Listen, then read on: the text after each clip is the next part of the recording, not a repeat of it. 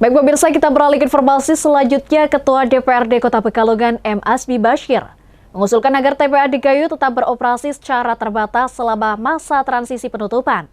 Usulan ini dinilai sebagai solusi realistis untuk mencegah penumpukan sampah.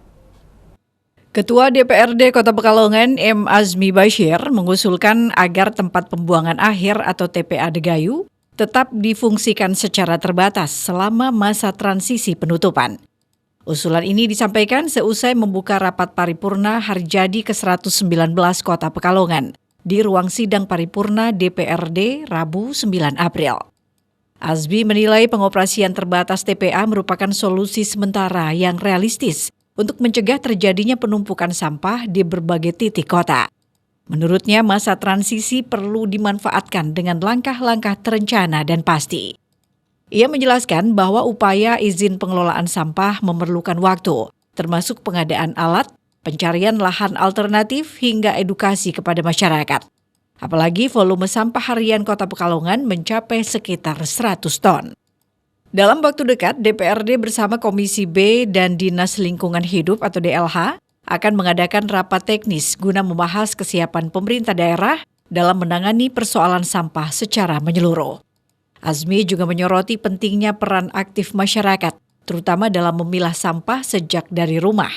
Menurutnya langkah ini menjadi bagian penting dari solusi jangka panjang pengelolaan sampah. Selama masa transisi ini tidak ada sampah yang terbuang di jalan-jalan di Kota Pekalongan. Karena tidak ada solusi lain menurut saya selain TPA dibuka sementara. Karena semua solusi pasti membutuhkan biaya, membutuhkan proses, kecuali kita memakai TPA. Tapi tentu TPA ini dimanfaatkan secara terbatas, di samping kita mempersiapkan plan secara konkret selama beberapa waktu yang nanti harus ditulis timeline-nya juga, sehingga nanti ke depan harapannya sampah itu bisa terkelola dengan baik. Tentu apa yang direncanakan pemerintah kota bersama dengan DPRD tidak mungkin bisa terwujud untuk masalah sampah tanpa dukungan dari masyarakat. Nah, kami berharap masyarakat bisa mulai memilah sampah. Nanti rencananya sosialisasi juga akan dilakukan dalam tingkat kelurahan, walaupun mungkin belum bisa menyeluruh ke tingkat RT, tapi kami berharap secara bertahap masyarakat bisa memahami ini, dan mudah-mudahan ke depan sampah Kota Pekalongan tidak hanya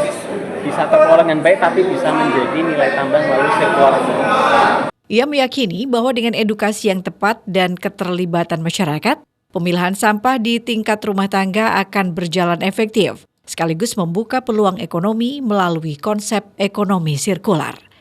Nazila, Batik TV melaporkan.